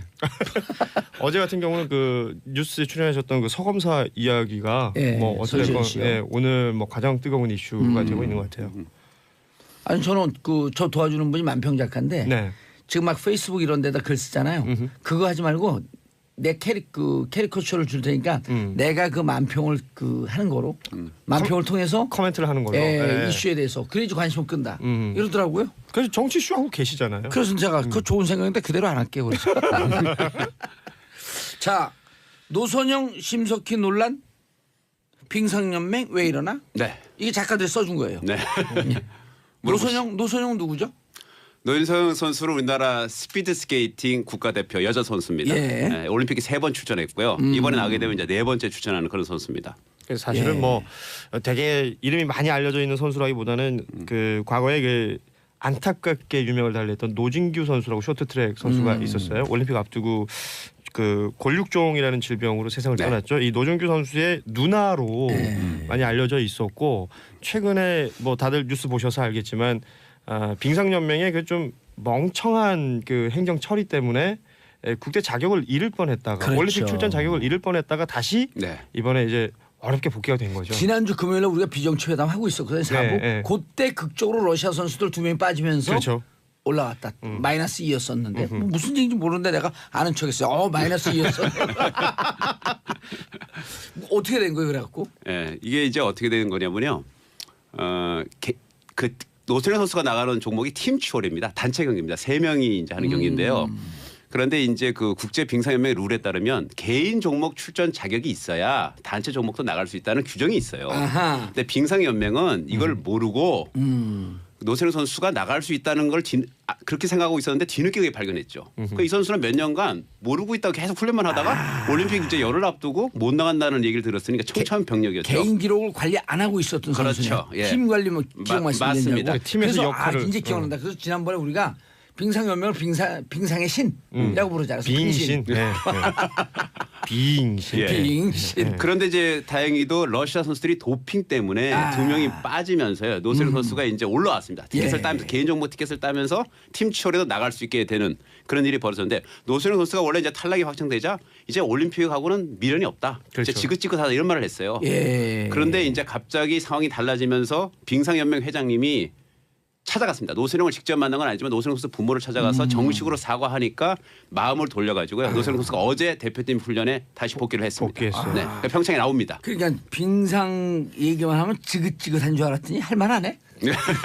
그래서 그 훈련에 복귀하면서 예. 오래전부터 출전하고 싶었던 올림픽인데 다시 기회가 왔는데 감정에 치우쳐서 기회를 잡지 못하면 후회할 것 같았다라는 입장을 내놨어요. 아 뭔가 묵직한 그렇죠. 마음의 울림이 느껴지네요. 네. 얼마나 그 선수들 최선을 다해서 몇 년간 준비를 할 거 아니에요.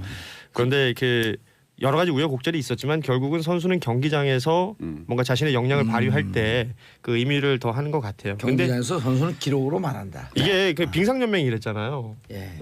스키협회도 이런 아니, 비슷한 빙상이면 아직 이게 끝나지 않았어요. 스키는 그 다음에 좀. 예. 곧뒤에 할게요 그러면. 네. 심석희 선수도 화가 나서. 여기 메달리스트 아니에요. 네. 그럼요. 그럼요. 고2 때 어마어마한 메달 그렇죠. 땄잖아요. 소치 때 금메달 땄죠.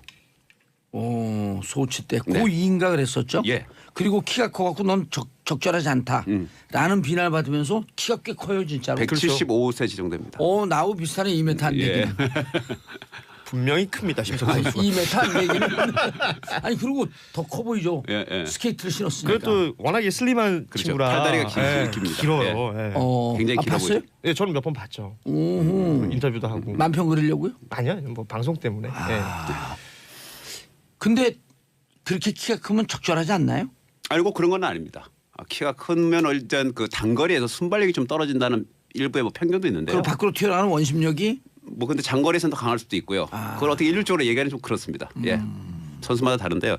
이 심석희 선수는 하나 충격인 게 그 폭행한 코치가 심석희 선수를 10년 동안 가르치는 코치예요. 그러니까 처음에 픽업해서 강릉에 예. 있던 선수를 오. 데리고 와서 훈련을 시켰던 그만큼 어찌 보면 애정이 더 많은 그런데 이 심석희 선수가 최근에 이제 뭐 아시다시피 최민정 선수라는 선수가 치고 나오면서 약간 페이스가 떨어졌다라는 부분이 있었거든요.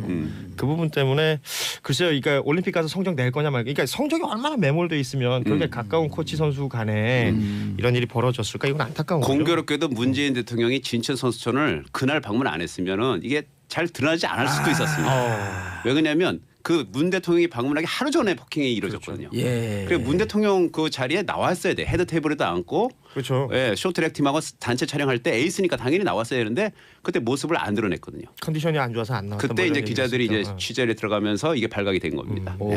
안 그러면 드러나지 않을 뻔했네요. 안을 뻔했죠. 예. 그렇죠. 근데 빙상연맹 예전부터 우리도 여기 잠깐 한번 다뤘는데 파벌이 이렇게 세고 네. 다 파벌이 우승하느니 차라리 다른 나라 선수가 우승하는 게 낫겠다? 그런 말도 돌고 안현수 선수가 이 파벌에 지긋지긋해갖고 빅토르로 귀화했나요? 그렇죠. 러시아로 했죠. 러시아로 해서 빅토르 아니죠. 러시아로 귀화했지. 네, 빅토르는 예, 예. 나라가 있는 줄 알았는데. 예. 근데 이제 그 빙상에서는 결국 큰 세력이 한국 체대를 나온 사람들이 큰 세력을 이루고 있죠. 그렇죠. 네, 그래서 이제 한 체대판이야 쉽게 말해서 비한 체대판이야 이렇게 한국 나눠지는데 때도 세잖아요. 센데 이제 약간 파워면서 좀 밀리는 감이 없지 아, 않죠. 예, 한 체대. 맞습니다. 단국태파도 있는데. 반대 출신들이 그 중간에 한번 밀렸죠. 예. 네.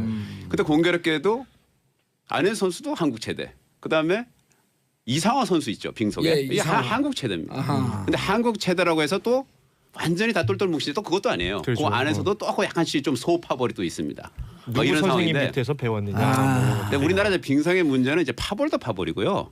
아까 그 노세령 선수가 그 빙상연맹이 이제 국제연맹의 그 룰에 대한 무지 때문에 이게 이렇게 됐는데 이게 무지가 한두 번이 아닙니다. 그럼요. 한 번은 하면 이제 실수라고 그러는데 여러 번 하면 실력이라고 그러지 않습니까? 네. 제가 이제 뭐 기사를 여러 번 썼는데 가장 재밌는 거 하나만 알려드리면 이승우 선수 있잖아요. 메스타트 1위. 네. 이승우 선수가 2년 전에요. 이승훈. 네, 선수. 어떤 일이 있었냐면 국제빙상연맹이 규정을 바꿨습니다. 그러니까 방탄복 비슷하게 옷 그 강화라 그러니까 이 자상을 방지하는 그 날에 선수가 베이는 걸 방지하기 위해서 옷을 규정을 강화했어요.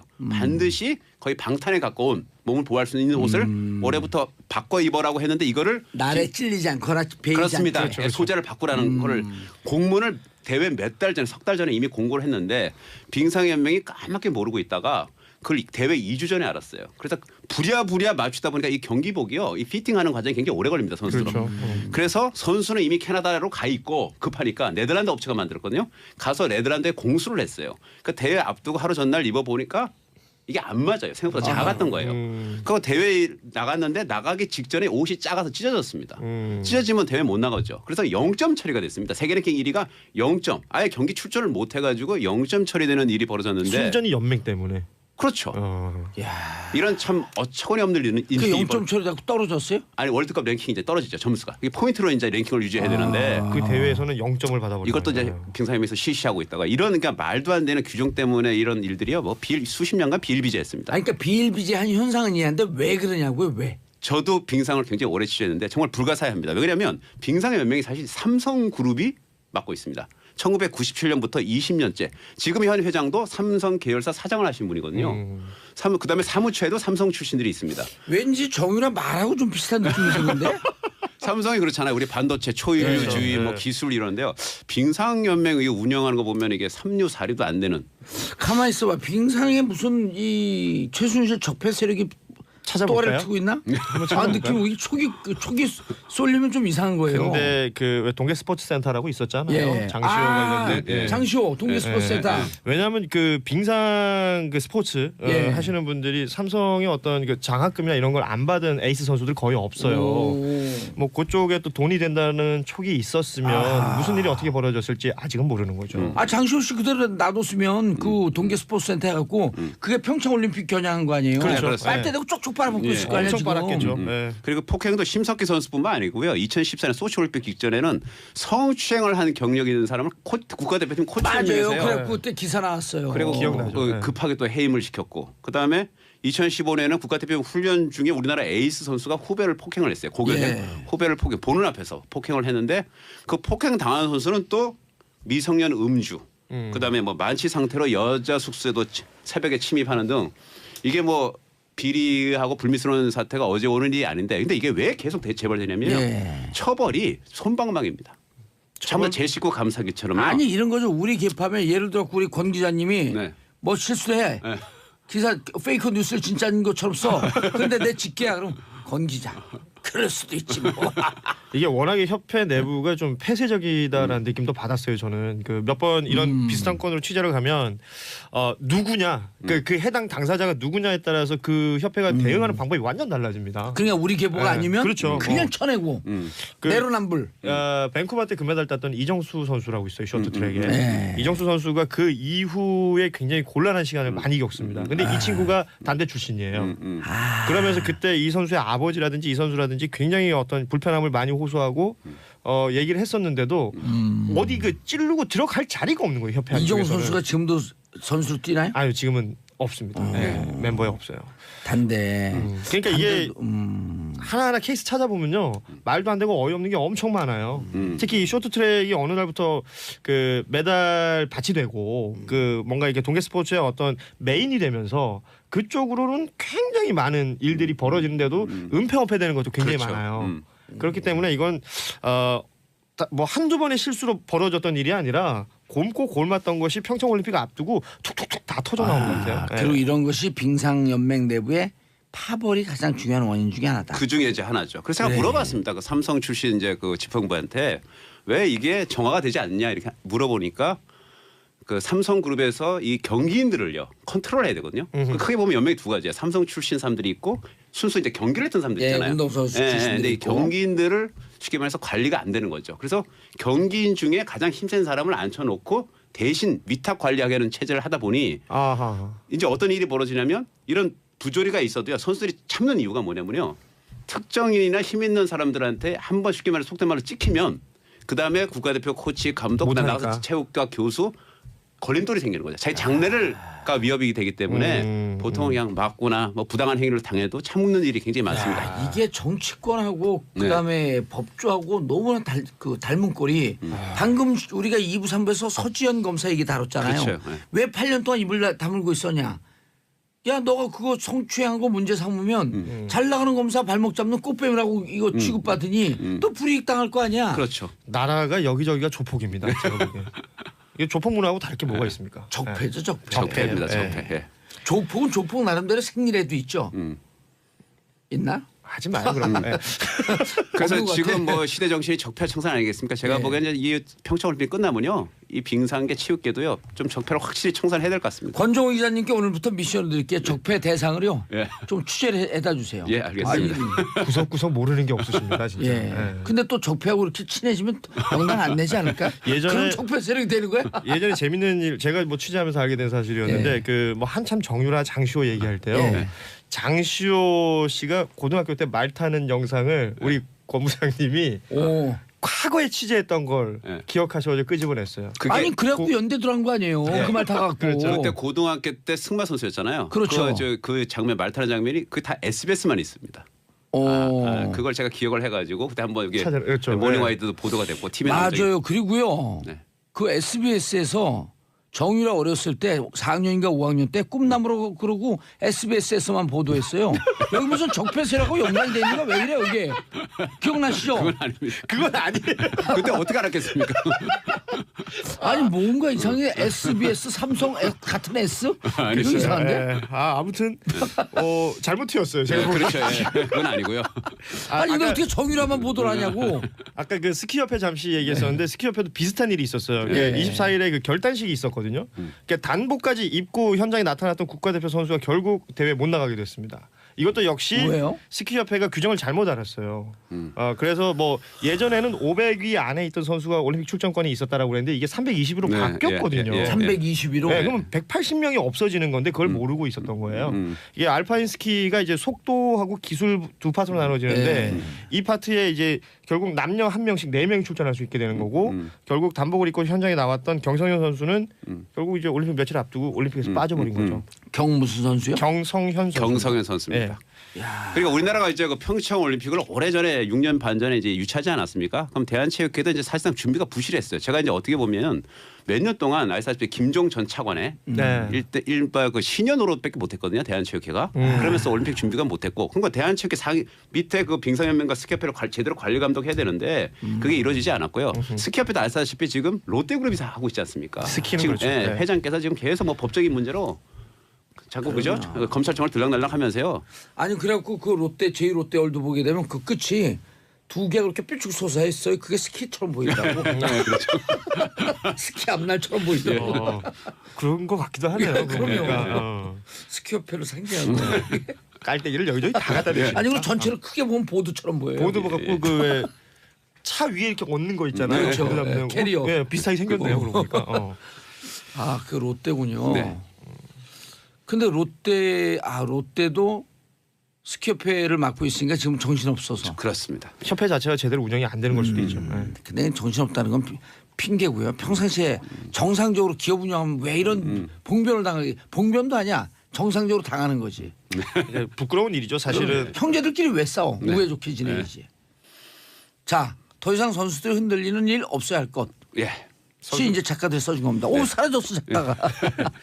자 평창 10일 남았는데요. 네. 이번 동계올림픽 관전 포인트 하이라이트 뭐 굉장히 뭘- 많습니다. 뭐 궁금한 거 물어보시죠. 쇼트랙, 네. 쇼트랙이요. 스피드 스케이팅. 아까 매스 스타트 이승훈 선수 유력한 금메달 후보. 그렇죠. 현재 세계 랭킹 아니 1위. 전 티켓 제가 장사 잘 개인적으로 되고 생각, 있어요? 예, 제가 개인적으로 생각할 때 장사 잘 되고 가장 예, 관전 포인트는요. 이상화 선수가 과연 3회 연속 우승을 하느냐 못하느냐입니다. 그렇죠. 이게 굉장히 동계올림픽에서요. 그 전에 우승했어요 이상한 선수가. 그럼요. 2회 연속 우승했죠. 2010년 밴쿠버, 2014 소치까지 다 예. 우승을 했고 오. 이번에 하면 3회 연속이 돼요. 3회 연속에 몇 메타? 500m. 500. 최단거리. 네. 근데 이제 일본의 고다이라 나오는 선수가요 있습니다. 천천히 얘기해 주세요. 네. 일본에 누구요? 고다이라 나오. 고다이란 나오. 예. 그 이 선수가 있는데 이번에 아마 그 일본 대표팀 간판 선수인데요. 이번에 그 주장이라 그러던데 예. 국가대표팀. 예. 예. 몇 년? 고다이로 나와. 예. 나오. 나오. 나와. 고다이라 나오. 그냥 제일 먼저 나와. 예. 되게 빨라요. 몇 년 전만 해도 이상화 선수가요. 별 거들떠보지도 않았어요. 아 그러니까. 일본에 뭐 저런 애가 있구나. 제가 네. 운동을 좋아해갖고 빙상 관계자들 했더니 이상한 선수는 진짜 100년에 한 번 나올까밖에 그렇죠. 없다는 거예요. 대단한 선수죠. 대단한 선수죠. 그런데 갑자기 이 선수가 네덜란드 코치한테 배우더니 기록이 수직으로 상승했습니다. 그래요. 일치월장. 그래서 지금 최근에 23번 국제대회에서 연속 우승했고 이번 시즌에 이상원 선수하고요 7전 7번 맞대결했는데 7번 다 이겼어요. 그럼 우리도 네덜란드 히딩크를 데리고 오면 되지 않나? 곤란하죠. 히딩크가 아니면- 스케이트 타는지도 모릅니다. 저는. 그러죠. 네. 예. 그래서 아니면 누구 있죠? 베트남에 박항서. 진짜 여기저기 엄청 튄다. 아유. 근데 다행인 거는 기록 차이가 예. 0.2초대로 지금 좁혔어요. 최근에 0.2초 좁혔고 이번 500m 변수는 하나 있습니다. 이때까지 500m는요 2번을 뛰어서 합계를 냈습니다. 그렇죠. 근데 평창에서 처음으로 500m 단 한 번의 기록으로 금은동을 가릅니다. 단판 승부입니다. 원샷 원킬. 예, 어떻게 될지 모릅니다. 변수가 상당히 많습니다. 그렇죠. 그리고 일본 고다에라 나우 선수는 아무래도 여기가 홈이니까. 그렇죠. 아니죠. 이상화 이상화 선수가 선수가 홈이죠. 이상한 선수가 오니까 이제 상당히 유리하죠. 남의 나라에서니까 우리 속담이 그것도 있잖아요. 개도 지 앞마당에서는 50m 맞습니다. 먹고 들어간다고. 예, 예. 아무튼 이상화 선수가 일단은 올림픽 2번의 금메달을 땄던 그 경험 예. 이걸 무시 못할 것 같고요. 또 뭐 말씀하신 대로 홈에서의 어떤 그 이점. 경기에 대한 좀 편안함 이런 그렇죠. 것들 좀 최대한 잘 활용해가지고 사실은 이게 진짜 순식간 그러니까 0.01초의 어떤 싸움이잖아요. 그러니까 끝까지 선전을 좀 해줬으면 좋겠어요. 이게 진짜 최대 관전 포인트일 것 같아요. 또 그다음에 또 하나는 우리나라는 역대 올림픽에서 항상 빙상만 금메달 땄잖아요. 그렇죠. 얼음에서 설상하고 썰매는 금메달은커녕 메달도 하나 없었는데 이번에 출전을 하는지도 처음으로 몰랐죠. 예, 썰매에서 윤성민 선수가 스켈레톤에서 금메달을 딸 것인지 그다음에 설상 같은 경우는 이제 스노보드의 최지우 선수가 최지우. 동메달을 노리고 있는데 메달이 나올 것인지 이것도 상당히 관전 포인트입니다. 사실은 평창올림픽 유치가 확정되고 우리나라가 뭐 봅슬레이든 스켈레톤이 썰매에 굉장한 노력을 했었고 예. 스켈레톤에서 금메달 따나요 그럼? 지금 봅슬레이? 굉장히 유력합니다. 지금 윤성민 선수는 현재 세계 랭킹 1위입니다. 네. 이게 또 그 듀크루스라는 선수가 있어요. 이 선수 되게 특이한 게 올림픽에서는 큰 성과를 못 내는데 월드컵에서는 계속 1등했던 선수거든요. 8년 연속 세계 랭킹 1위였어요. 근데 지금 윤성민 윤성민 선수가 선수가 이번 시즌은 뒤집었어요. 두크로스를 앞섰습니다. 그러니까 이 듀크리스. 두크로스 라트비아 선수 예, 이름이 라트비아. 라트비아 형제 거기- 선수예요. 둘 다 같이 나옵니다. 그래요? 예. 그럼 누가하고 싸워야 돼요? 형하고 싸워야 돼요? 아니 동생이에요. 동생이 더 잘해요. 동생이 지금 최고의 어떤 기량을 가지고 있다고 알려져 있는데 윤성민 선수가 최근에는 더 대단한 기량을 보이고 있기 때문에 올림픽에서 아주 주목하고 봐야 되고 요거 배성재 아나운서가 중계하거든요. SBS. 네. 예. 겁내 준비하고 있습니다. 겁나게. 지금 보기엔. 어제 12초 그제 10초 올라가니까 준비 안 하는 것 같은데. 아니요, 진짜 열심히 하고 있어요. 배성재 아나운서. 최근에 이제 축구 중계 말고 신경 쓰는 거 여기 하나밖에 없어요. 네. 윤성민 선수는 기아 타이거스 야구 투수인 줄 알았더니. 예. 윤성민이 아니고 윤성빈입니다. 윤성빈 여기는. 예. 오. 마음을 딱 비우고 하는 게 윤성빈. 아무튼 대단한 선수예요. 오, 불모지에서. 스켈레톤. 오. 오늘 권종호 SBS 스포츠 부장. 예. 부장이 높아요, 차장이 높아요. 부작은 없죠. 그래요? 자, 권준 만평 작가, 권종호 SBS 스포츠 부장님 인사하시고요. 예, 고맙습니다. 끝났어요. 예, 감사합니다. 자, 감사합니다. 저는 평창올림픽을 평화적 올림픽으로 성공해야 하기 때문에.